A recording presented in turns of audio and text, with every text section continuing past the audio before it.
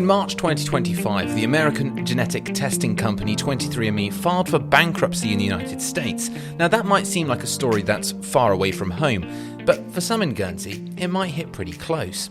The company provides genetic analysis services, meaning you send them a sample of your DNA and they come back telling you everything from where your genetic makeup comes from, to what health complications you may have later in life, and potentially family members you never even knew existed.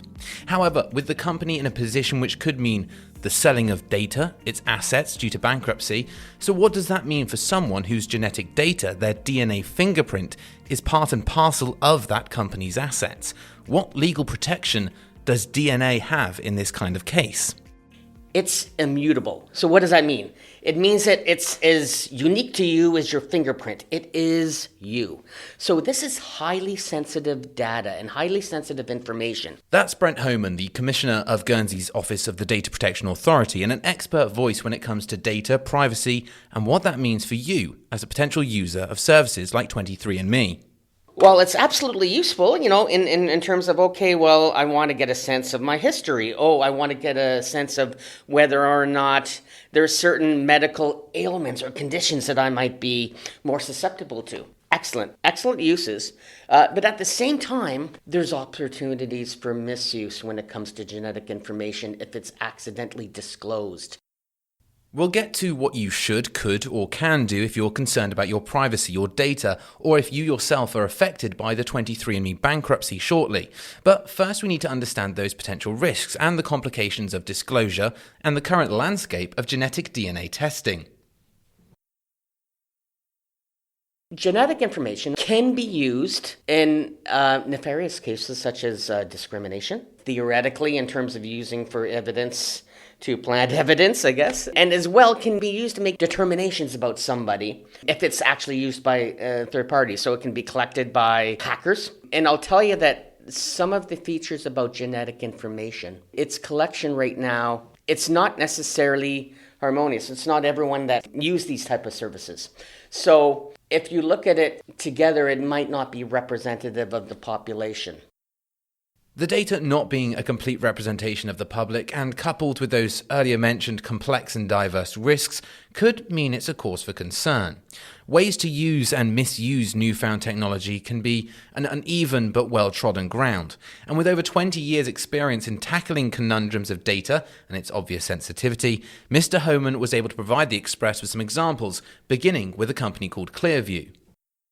This is an investigation that when I was in Canada, as a Deputy Privacy Commissioner of Canada overseeing enforcement, that carried out.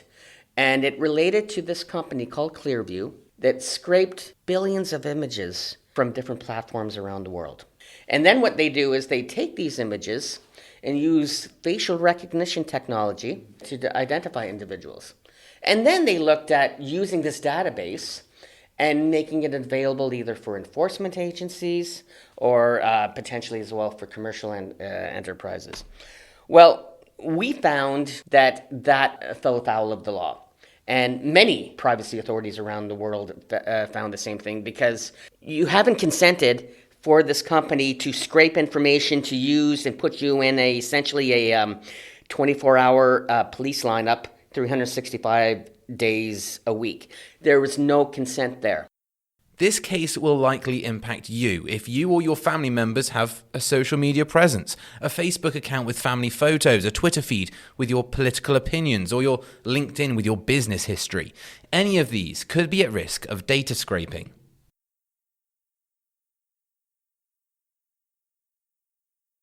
If you're on social media, or your listeners, most of them are on social media, there's a good chance that you're in that database. So our investigation basically said this was not collected with consent, and so it was unlawful. At the time, it was agreed by 23andMe to exit the Canadian market so that they didn't offer the services. And our federal police at the time, the Royal Canadian Mounted Police, the ones with the hats and the horses, there was a separate investigation of their use of it. And basically we said, hey, in order to enforce the law, you can't break the law by using facial recognition technology. The thing about facial recognition technology is that it's not always completely accurate, okay? In fact, there's biases. It at the time, and as technology evolves, it gets better. But at the time, it did lead to kind of bias and discrimination in that it may be better at identifying individuals than others. For example, it was not very good or accurate at identifying and biased against females of color.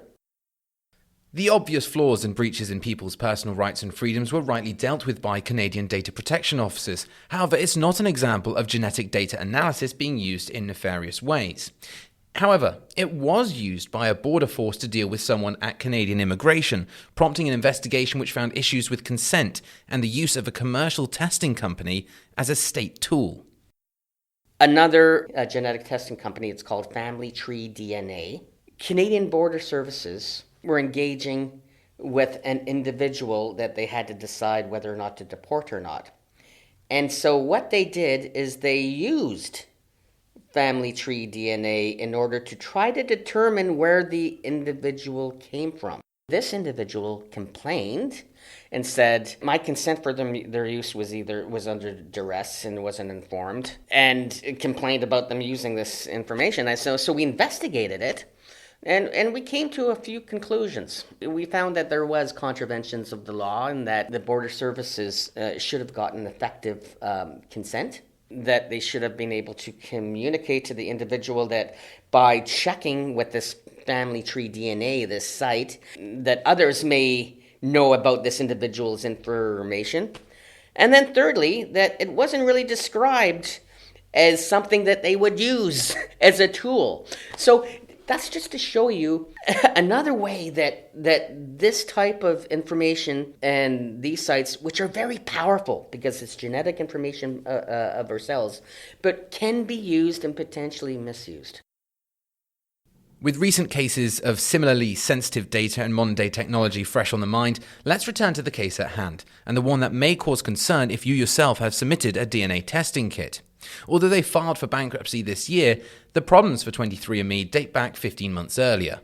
Back in, I believe it was around October of 2023, there was a hack, and a hacker got into the personal information of 7 million individuals on the platform. From what I understand from the investigation is that there was a joint investigation that's still ongoing between the Privacy Commissioner of Canada and the UK Information Office. In that hack, there was no actual genetic information compromised. But what there was compromised was usernames, passwords, and some genetic results like inputs, right? So what happens then? They have this information, the hacker, in terms of usernames, passwords, the genetic output results, not the genetic information itself. And what they can do is then carry out what's called a credential stuffing attack. And that's where you take the information you have and you attack and look at other platforms to see if you can hack into other platforms as well with that information. That technique effectively produces a similar end result to that of phishing, a common hacking practice which seeks exactly this kind of information. Passwords, usernames, and personal info are what these people are after. Now, the damage to the reputation of 23andMe is clear just by looking at how their financials seem to slump following the hack. According to their own public financial records, they had a solid balance sheet with cash of $387 million at the year end. That was financial year 2023. They ended December 31st, 2024 with cash and cash equivalents of $79.4 million. That's a drop of $307,600,000. And that's with selling off assets and equipment to try and steady the boat too. So what can you do if you're impacted? Well, good news, there is legislation that gives you the right to have your information deleted and wiped from company databases. I think I've heard enough. They're under investigation. There's Chapter 11 bankruptcy. It's time for me to get out. That option exists as well. Individuals that use it can still, from what I understand, go onto their login page, and then it's a process. It's a pretty simple process to go in and decide, and that is absolutely a right and an option for those people that think, okay, do you know what? This doesn't feel right. Time for me to get out. This means that at any time you can just opt out. If you're concerned with how your data is being used and utilized, or concerned that in this specific case, the financial value of your genetic data may be up as part of a bankruptcy bargaining, well, there are steps to follow.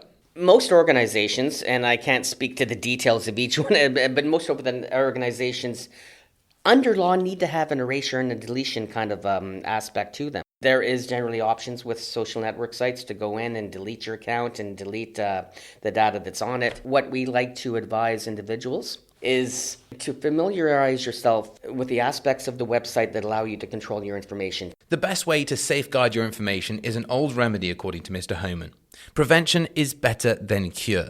Deciding what info you make public, visible, and available online is some of the best advice that they share when the Office of the Data Protection Authority talk with members of Guernsey's community. Think about what you're going to put on a site, because notwithstanding the fact that you might be able to delete your account, delete your information, that doesn't stop people now or before from taking screenshots. You can delete your information, but always think about it as being out there somewhere for good. That's a good practice, so that you think about ensuring that you protect your reputation not only now, but in the future. Mr. Homan added that you can reach out to the ODPA at any time. If you're concerned about something like this, it's kind of their mission objective. And they added this piece of advice if you find yourself in that category.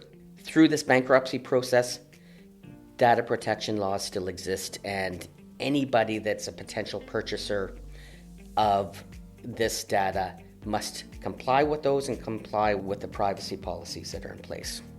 We understand that with the changed situation, individuals may want to remove themselves. That is their option.